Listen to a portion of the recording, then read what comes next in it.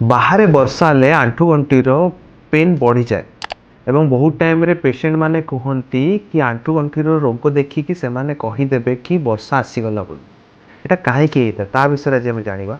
नमस्कार, मु डॉक्टर दिव्य सिंह दास, आपण को ऑर्थोपेडिक सर्जन। सो आज आम जाना आंठु गंठी बथा वर्षा दिन में कहीं बढ़ी थाए एवं तार कौन सरल टिप्स जो थे कि आपड़ से ठीक करें।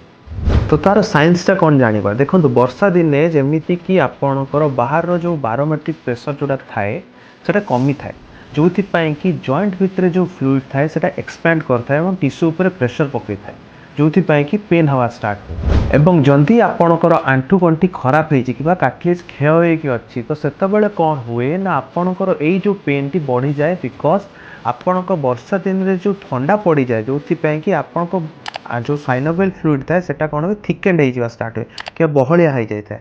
बहलिया हो गले कौन हुए कष्ट बेसी बढ़ी था। तो फर्स्ट रूल, आंठु गंठी को गरम रखु। वर्षा दिन में आपड़ थर एमती कष्ट पाँच आपड़ गरम सेक दिंतु। ता सांगे थर दरकार पड़ुछि एसी चलवा कम रखु एवं ताकू कौन करूँ एक्सरसाइज करा स्टार्ट करो। सेकेंड पॉइंट, निजको एक्टिव रखु। एक्टिव रखा माने घर भितर चलवा बुलवा कि आपंकर सोफारे बसी रही गोड़ को सीधा सड़क कि बंका तेढ़ा करने चेष्टा करूँ। तो से कहले कौन हम ना आप जॉइंट मोबिलिटी रहा कष्ट कम रही। थर्ड पॉइंट, निजको हाइड्रेटेड रखु। वर्षा दिन में कौन हुए लोक मैंने पानी पीवा कम कर दिखती। पानी पीवा कम कले आपको काटले सुखी जाता है कि डिहाइड्रेटेड हुए, जो कि आपको कष्ट बेसी बढ़ी था।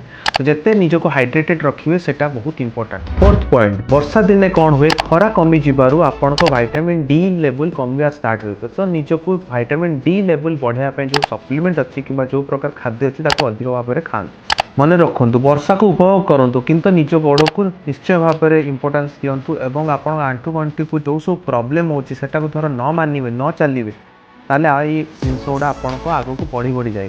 वर्षा दिन स्टार्ट हेले आपको आंठु बेसी कष्ट हुए, धर कष्ट हुए ताले कमेंट देकी जनातु और आपको घरे थिबा जो वयस्क लोकों सांगरे ये वीडियोटी निश्चय भाव में शेयर करूँ। ठीक रुहतु, स्टे एक्टिव।